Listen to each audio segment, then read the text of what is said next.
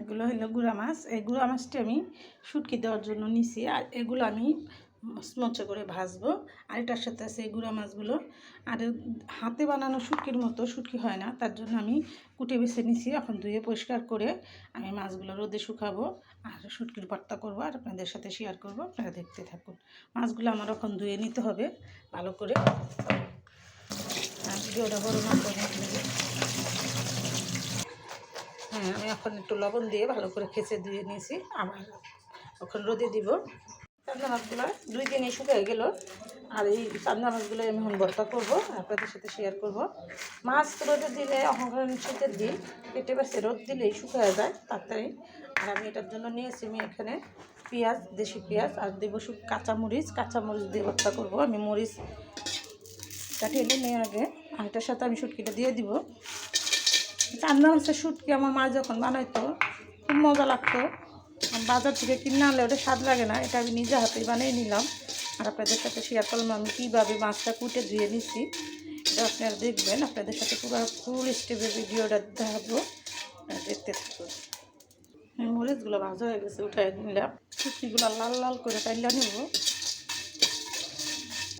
শুটকিগুলো মুচমুচা করে ভাজা হয়ে গেছে। আমি পেঁয়াজটা দিলাম। আমরা কাঁচা পেঁয়াজ খাই না, একটু হালকা ভাজা দিয়ে নিতে হয়।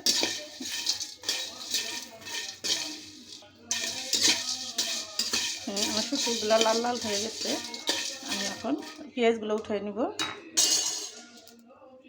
আমি একদম চুলার আঁচ কমিয়ে এটা শুটকিটা টেলে নিলাম।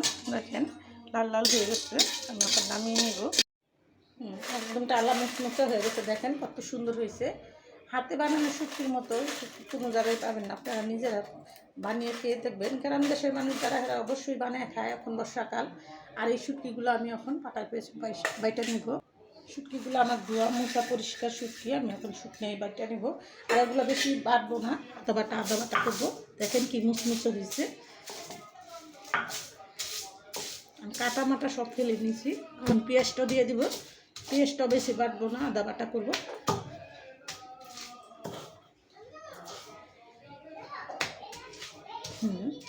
এগুলো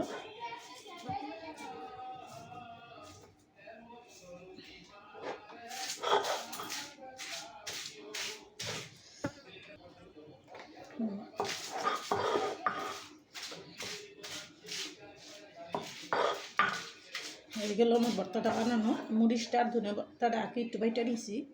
আর এখন পেঁয়াজ শুটকিটা ইয়া করলাম। দেখেন ভর্তার কালারটা কত সুন্দর হয়েছে।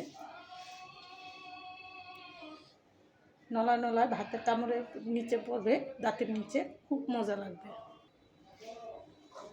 ভর্তাগুলো উঠিয়ে নিব। দেখেন কত সুন্দর হয়েছে। আর ভিডিওটা বড়টা করে এখানে রেখে দিলাম। আসসালামু আলাইকুম।